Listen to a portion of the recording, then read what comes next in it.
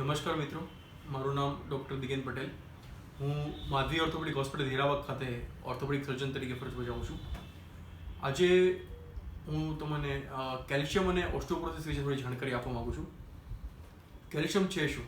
Calcium ખરેખર એક ક્ષાર છે જે આપણી શરીરમાં 99% કેલ્શિયમ હાડકાં અને દાંતમાં સ્ટોરેજ થયેલો હોય છે, જ્યારે 1% કેલ્શિયમ લોહીમાં વિવિધ ક્રિયાઓ જેવી કે બ્લડનું જામવું, નવ ઇમ્પલ્સીસ, હૃદયના ધબકારા વગેરેને નિયંત્રિત કરવા માટે યુઝ થતું હોય છે. હવે હાડકાની મજબૂતાઈ આપણે જાણ્યું એમ 99% કેલ્શિયમ હાડકામાં હોય તો હાડકાની મજબૂતાઈનો સૌથી મૂળભૂત આધાર કેલ્શિયમ છે. હવે કેલ્શિયમ હાડકામાં રહેલું જે છે એ ઉંમર વધે તેમ ખવાતું જાય છે.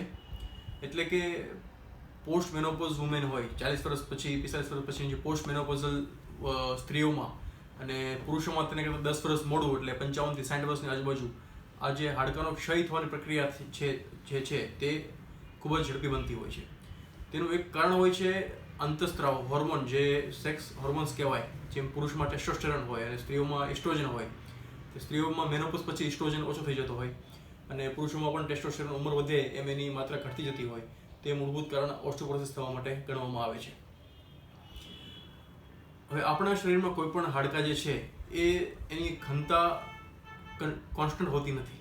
જેમ ઉંમર વધે છે એમ તેમ હાડકાની રિમોડેલિંગની જે પ્રક્રિયા હોય તેમાં મૂળભૂત બદલાવ આવતો હોય છે. જેમ કે 30-40 વર્ષ પહેલાં હાડકાની રિમોડેલિંગ એટલે કે હાડકું ખવાવું અને નવું હાડકું બનવું જે કોન્સ્ટન્ટ ચાલુ હોય છે શરીરની અંદર, તેમાં હાડકું બનવાની પ્રક્રિયા હાડકાં ખાવાની પ્રક્રિયા કરતાં વધારે હોય છે. જેના લીધે આપણે 30 વર્ષ પછી સામાન્ય પડી જઈએ કે કોઈ પણ નાનું એક્સિડન્ટ થાય તો હાડકાં ભાંગતા નથી, પરંતુ મોટી ઉંમરના વ્યક્તિઓ ખાલી બાથરૂમમાં જતાં પણ પડી જાય તો પણ એમને ફ્રેક્ચર થઈ જતા હોય છે. તો એ દર્શાવે છે કે ઉંમર જેમ વધી એમ એમનું હાડકાની જે ક્ષય થવાની પ્રક્રિયા છે એ હાડકાં બનવાની પ્રક્રિયા કરતાં વધારે હોય છે. જેના લીધે આ ઓસ્ટિયોપોરોસિસ અથવા તો હાડકાની ઘનતા ઓછી થવી એ નામનો રોગ થતો હોય છે. અહીંયા આપણે જોઈ શકીએ છીએ લેપટોપમાં દર્શાવ્યા પ્રમાણે આ જે નોર્મલ હાડકાનું સ્પોન્જ હોય એ પ્રમાણેની ઘનતા જોઈ શકાય. પરંતુ ઓસ્ટિયોપોરોસિસ થાય એટલે કે આ હાડકાની ઘનતા ઓછી થાય એમ હાડકું એકદમ પોરસ એટલે કે છિદ્રોવાળું એકદમ નબળું બની જતું હોય છે. બીજું ઉદાહરણ આપણે અહીંયા જોઈએ તો આ થાપાનું હાડકું બતાવેલું છે એ આટલું ઘનતાવાળું હોય અને ઓસ્ટિયોપોરોસિસ થાય એટલે કે હાડકામાં કેલ્શિયમની ઉણપ જણાય એટલે આવી રીતે છિદ્રોવાળું બની જતું હોય છે. અને આવા હાડકાવાળી વ્યક્તિ પડે એટલે સ્વભાવે તેને નાનકડું અમથું વાગ્યું હોય તો પણ સરળતાથી ફ્રેક્ચર થવાની સંભાવના રહેતી હોય છે. હવે ઓસ્ટિયોપોરોસિસથી બચવા માટેના ઉપાય શું? કે આપણી ઉંમર વધે એમ જો આપણે આવી રીતે આ નોર્મલ યંગ એજમાં આ પ્રકારનું પોસ્ચર આપણું હોય, ઉંમર જેમ વધતી જાય હાડકાની ઘનતા ઘટતી જાય એવી રીતે હમ્પ બેક એટલે કે આવી રીતે ઘણા માણસોને આપણે ઘણીવાર જોયા છે લાકડી લઈને વળેલા ચાલતા હોય, તે થવાનું મૂળભૂત કારણ પણ ઓસ્ટિયોપોરોસિસ જ છે. તેના લીધે મણકાના જે સ્ટ્રેન્થ હોય ઓછી થતી જાય અને મણકા ધીરે ધીરે દબાતા જાય, એના લીધે આવી હમ્પ બેક ડિફોર્મિટી થતી હોય છે. તો આને બચવા માટે કરવું શું? અને બચવા માટે આપણી પાસે બે ઉપાય છે. પહેલો ઉપાય એ છે કે જ્યારે આપણે યંગ હોઈએ 30 વર્ષની પહેલાં, જ્યારે આપણે હાડકાં બનવાની પ્રક્રિયા જે હાડકાં ખવાવાની પ્રક્રિયા કરતાં વધારે હોય ત્યારે આપણે સારો એવો કેલ્શિયમનો સ્ટોર ભેગો કરી લઈએ. અને બીજી વસ્તુ કે જ્યારે હાડકાં ક્ષયની પ્રક્રિયા બનવાની પ્રક્રિયા કરતાં વધુ હોય ત્યારે આપણે પૂરું સપ્લિમેન્ટ આપીએ એને, જેથી જે હાડકાં બનવાની પ્રક્રિયા પણ લેવલ આવી જાય. ભલે વધે નહીં પણ લેવલ આવે તો પણ હાડકાની સારી એવી ક્ષમતા જળવાઈ રહે અને ફ્રેક્ચરથી બચી શકાય. તો કેલ્શિયમ સૌપ્રથમ આપણે મળે છે એમાંથી. કેલ્શિયમનો મુખ્ય સ્ત્રોત આપણા વેજીટેરિયન ડાયટમાં ડેરી પ્રોડક્ટ્સ હોય છે, જેમ કે દૂધ, પનીર, ચીઝ, માખણ આદિ ડેરી પ્રોડક્ટ્સમાંથી આપણને કેલ્શિયમ યુઝ્યુઅલી મળતું હોય. હવે ખાલી કેલ્શિયમ લેવાથી કંઈ હાડકાં મજબૂત થતા નથી.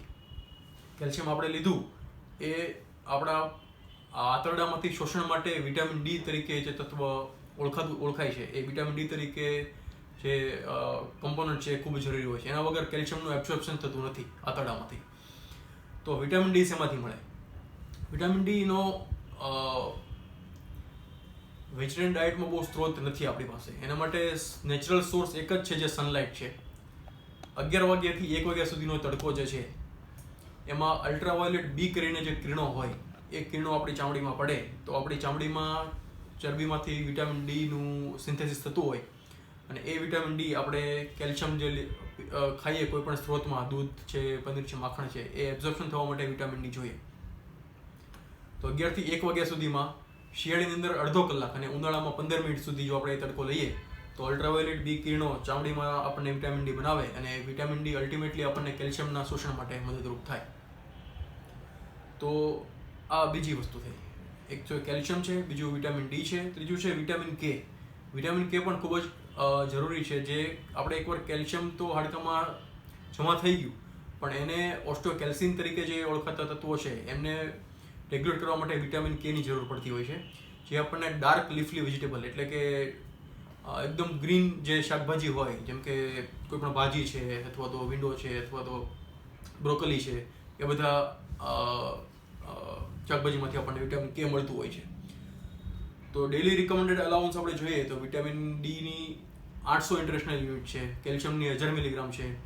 તો મેનોપોઝ પછી સ્ત્રીઓએ ખાસ કરીને ડેલી આ સપ્લિમેન્ટ આઈડિયલી લેવું જોઈએ, જેમાં વિટામિન ડી, કેલ્શિયમ અને વિટામિન કે આવતું હોય. બીજી વસ્તુ છે કસરત.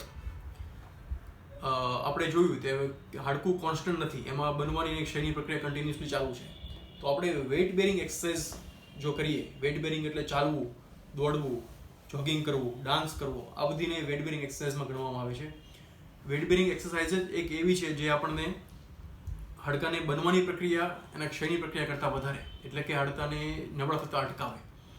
સ્વિમિંગ કરવું એ હાડકાની મજબૂતાઈ માટે કોઈ પણ મદદરૂપ થતું નથી, કારણ કે જ્યારે સ્વિમિંગ કરીએ આપણે ત્યારે હાડકાં ફ્લોટ થતા હોય, એની પર વજન આવતું ન હોય, ખાલી સ્નાયુ યુઝ થતા હોય. એટલે હાડકાને મજબૂત રાખવા માટે ચાલવું, દોડવું, ડાન્સ કરવું, આ બધી વેઇટ બેરિંગ એક્સરસાઇઝ ખાસ જરૂરી છે. ત્રીજી વસ્તુ કોફી. કોફી બને એટલી ટાળવી જોઈએ પોસ્ટ મેનોપોઝલ અને ઓલ્ડર પુરુષોએ, કારણ કે એનાથી હાડકાનો ક્ષય વધે એવા રિપોર્ટ્સ દર્શાવે છે. અને કોલ્ડ્રિંક્સમાં ખાસ કરીને કોલા, થમ્સઅપ એ બધા હોય જેમાં ફોસ્ફરસનું પ્રમાણ ખૂબ વધારે હોય છે. આ જે ફોસ્ફરસ છે એ પણ સ્ટડી દર્શાવે છે કે હાડકાના ક્ષય માટે જવાબદાર હોય છે. હવે આપણે આ પ્રિકોશનની વાત કરી કે ભાઈ તમે સારું કેલ્શિયમ લો, સારું વિટામિન ડી લો, સારું વિટામિન કે લો, ઓછી કોફી પીવો, ઠંડા પાણી ઓછા પીવો, આ બધી વસ્તુથી બચી શકાય. પરંતુ ઘણીવાર 60 વર્ષની ઉંમર પછી આ બધું કરવા છતાં પણ ઘણા લોકોને ઓસ્ટિયોપોરોસિસ રહેતું હોય છે, કારણ કે આ બધું આપણે અમુક જે કોન્સ્ટન્ટ માત્રા જોઈએ માત્રામાં લેતા ન હોય એવું બની શકે. તો આઈડિયલ એ છે કે તમે 60 વર્ષની કોઈની ઉંમર થાય એટલે એક ડેક્ઝા સ્કેન કરીને રિપોર્ટ આવતો હોય છે, જેને ડ્યુઅલ એનર્જી એક્સ-રે એબ્સોર્પ્શિયોમેટ્રી તરીકે ઓળખવામાં આવે છે, જેનાથી હાડકાની ઘનતાની ચકાસણી થતી હોય. એના ટી સ્કોર તરીકે ઓળખાતો હોય, જેમાં 0, -1 ને -2.5 એવા 3 સ્કોર હોય. એના ઉપરથી આપણે ઓસ્ટિયોપોરોસિસની નિદાન થતું હોય છે. અને એના માટેની સ્પેસિફિક જો ઓસ્ટિયોપોરોસિસનું નિદાન થાય તો આપણે એની દવાઓ લેવી પડતી હોય છે, જેમાં બિસ્ફોસ્ફોનેટ્સ અને સાથે સાથે આ કેલ્શિયમ, વિટામિન ડી ને બધું આપતા હોઈએ છીએ. તો હું એવું માનું છું કે આ જાણકારી તમને ઉપયોગી થશે અને તમે તમારી લાઈફસ્ટાઈલમાં થોડા ઘણા ચેન્જીસ લાવશો અત્યારથી જ, જેમ કે વેઇટ બેરિંગ એક્સરસાઇઝ, ચાલવું, ડેરી પ્રોડક્ટ્સ વધારે લેવી, લીલા શાકભાજી વધારે ખાવા, સનલાઇટનું એક્સપોઝર લેવો 11 થી 1 વાગ્યા સુધીમાં. આ મૂળભૂત માહિતી તમે રાખો અને તમારું જીવન આનંદી બને એવી મારી ઈચ્છા.